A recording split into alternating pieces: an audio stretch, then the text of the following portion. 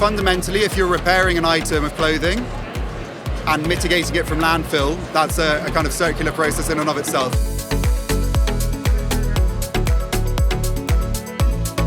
Hi Ludo, thank you for joining us today. Thanks for having me on. So my first question to kick us off is, how is Sojo trying to make repair cool again?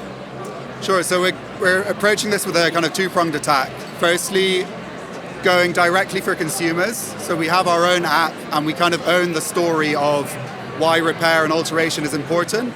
And there's a large education piece which we need to do as Sojo, but the wider fashion industry needs to do as well to educate consumers in why current behaviors aren't sustainable and are detrimental to our planet. And the second way we're approaching this problem is working with brands.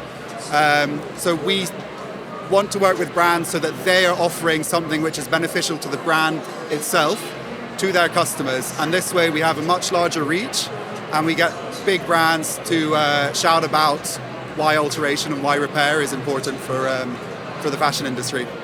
Brilliant. Thanks, Ludo. And then, so what makes Sojo circular? Sure. There's a couple of ways. I think the most obvious one is fundamentally, if you're repairing an item of clothing and mitigating it from landfill, that's a kind of circular process in and of itself. You have 11 million items of clothing going to landfill each week just in the UK. And 50-60% of these are due to repairable defects. So intrinsically, if you're repairing something, you're making it more of a circular product. And if you're designing the product with repairability in mind, that is an intrinsically circular process.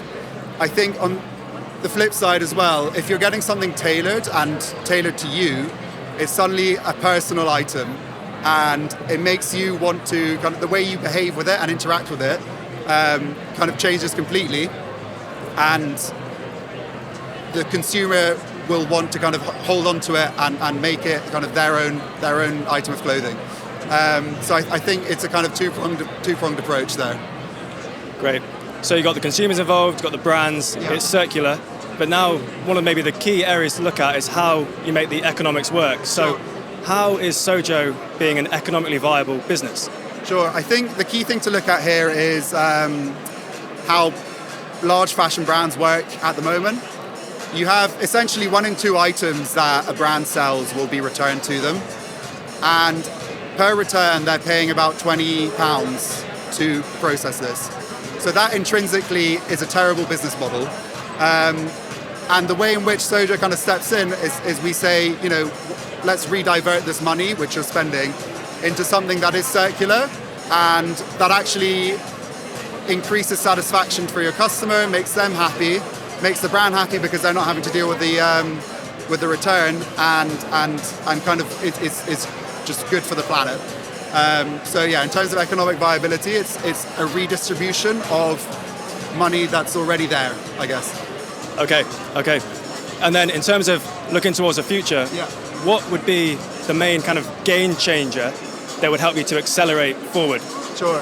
I think working with brands is super important, and getting buy-in from them is what we need to do. And by buy-in, I don't just mean, oh, it's cool, we want to offer Sojo as a service. I mean, we're willing to shout about it because it makes economic sense for us to shout about it, and because we want to actually have an impact in the fashion world. So what we're looking to do over the coming months is really work closely with brand partners to spread the Sojo word, I guess, and spread why kind of altering and repair is super important for the fashion industry. Brilliant. Thank you very much. Thank you very much.